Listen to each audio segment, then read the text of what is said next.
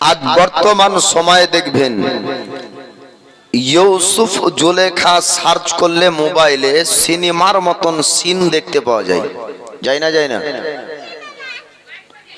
Yusuf জুলেখার film video বের করেছে। নায়ক নায়িকার সিনেমা দেখার থেকেও বেশি গুনাহ হবে যদি কেউ ইউসুফ জুলেখার আপনার ফিল্ম সার্চ করে দেখে। কারণ নায়ক নায়িকার যে ফিল্ম ভিডিও আছে এটি আপনি দেখছেন, ওই দেখার সিনেমা দেখার গুনাহ হবে, কিন্তু আপনি তাকে নবী মনে করে দেখছেন না। আর যখনই জুলেখা আর ইউসুফ যখন সার্চ হচ্ছে, একটা কি একজনকে নবী সাজানো হচ্ছে, একজনকে ওই ভিডিওর মাধ্যমে নবী সাজানো হচ্ছে।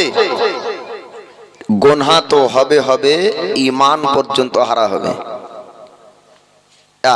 দ্বিতীয় হলো ইউসুফ জুলেখার প্রেম কাহিনী, চরমতে এটা মিথ্যা কথা। ইউসুফ জুলেখার জিন্দেগিতে কোনোদিন প্রেম কাহিনী নয়। যখন ইউসুফ পয়গম্বর আলাইহিস সালামের সঙ্গে জুলাইখা সম্পর্ক করতে চেয়েছিল, তখন ছিল আজিজ মিশরের বিবি। আর একজন নবী অন্যের বিবির সঙ্গে প্রেম করবে, এটি শোভা পায় না। সাধারণ আম মানুষের জন্য তোহমত লাগালে যে গুনাহ হবে, নবীর ওপর যদি মিথ্যা অপবাদ কেউ লাগায় ঈমান চলে যাবে। এমনি সাধারণ মানুষের উপর যদি না করলেও যদি করেছে বলে তো গুনাহে কাবিরা হবে। আর একই শব্দ যদি নবীর ওপরে বলা হয় তাহলে ঈমান চলে যাবে।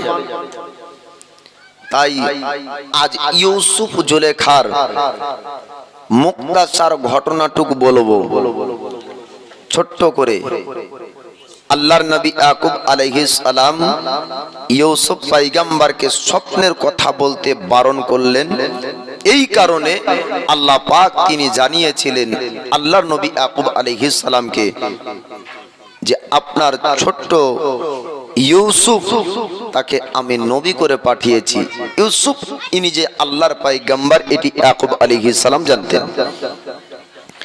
আর বারণ করার কারণ যে তার বাকি 10 ভাইরা সব সময়তে ইউসুফ নবীর উপরে দুশমনি করত। কারণ ইউসুফ নবীকে ইয়াকুব আলাইহিস সালাম সব থেকে বেশি ভালোবাসতেন। আর তারা বলতো যে ইউসুফকে ভালোবাসে, আমাদেরকে ভালোবাসে না। বাপ মা সব সন্তানকে সমানভাবে ভালোবাসে, তবে আখলাক চরিত্র গুণ ব্যবহার দিক দিয়ে কোন সন্তান বাপ মায়ের দৃষ্টিতে একটু বেশি ভালো হয়ে যায়, তাই না? কথাবার্তা আখলাক চরিত্র ব্যবহারের দিক দিয়ে মাতাল খোরের বাপও মাতালকে ভালোবাসে না, বাসে না? তোর মতন বেটা মরে গেলেই ভালো হতো, কিন্তু যদি আবার শুনে যে রোড অ্যাক্সিডেন্ট করে মরেনি, এখন খালি এখন ঠ্যাং ভেঙেছে, তো বলে দৌড়। গ্রামের কেউ দৌড়বে না, ওই আগে দৌড়বে, তাই না? দৌড়বে।